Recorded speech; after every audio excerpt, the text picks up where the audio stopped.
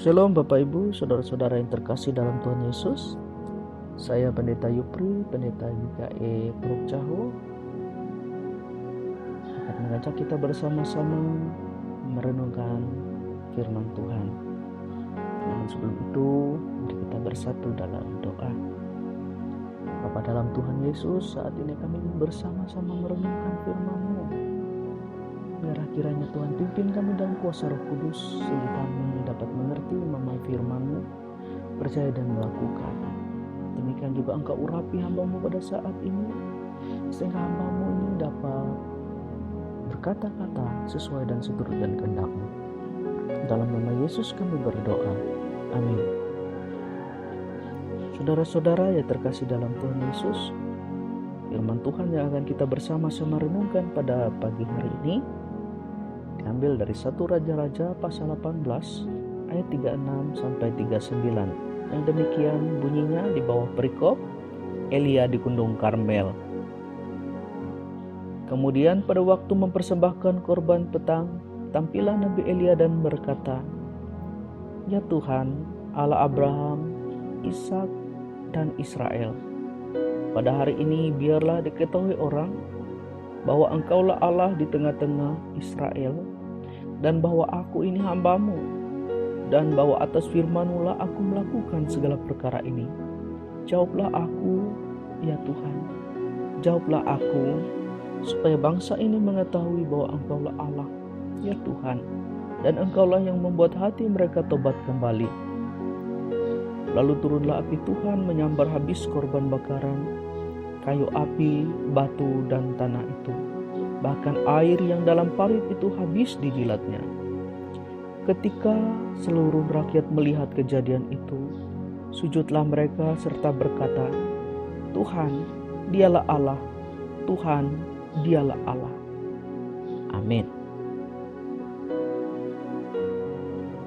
Bapak, Ibu, saudara-saudara yang diberkati oleh Tuhan, melihat orang-orang yang kita kasihi tersesat dalam iman adalah sebuah keadaan yang tentu sangat-sangat tidak menyenangkan bagi kita. Kenapa? Karena kita tahu bahwa itu adalah kehancuran, kekacauan, dan kebinasaan bagi mereka. Demikian juga halnya yang dirasakan oleh Nabi Elia. Ketika orang-orang Israel tersesat di bawah kepemimpinan Raja Ahab, Nabi Elia begitu sedih dan rindu mengajak mereka untuk kembali kepada Allah. Untuk itu Nabi Elia dengan berani menegur rakyat Israel untuk kembali bertobat dan menantang Raja Ahab dan para Nabi Baal dan Asyera yang berjumlah 400 dan 450 orang itu melawan dia untuk melakukan persembahan korban bakaran, yaitu dengan cara memanggil dewa mereka untuk membakarnya. Demikian juga Elia akan memanggil nama Tuhan, Allah Abraham, Ishak dan Yakub, untuk membakar korban bakarannya. Siapa yang berhasil membuat korban bakaran tersebut terbakar dengan cara itu, maka dialah Allah yang sebenarnya.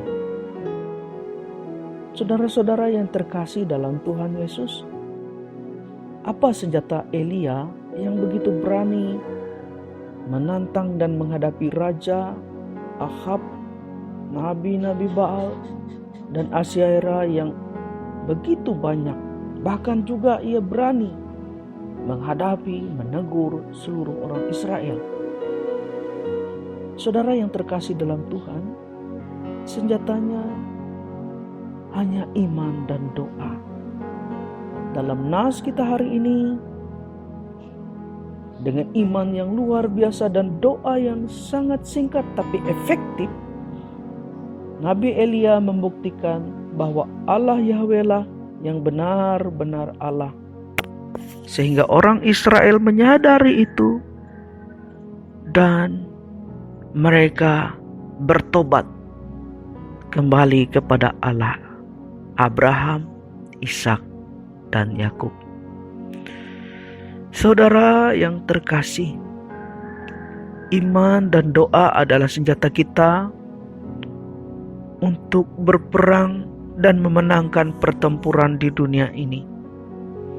Tanpa itu kita akan kalah, karena kuasa di dunia ini melebihi kemampuan kita selaku manusia yang terbatas dan penuh dengan kekurangan.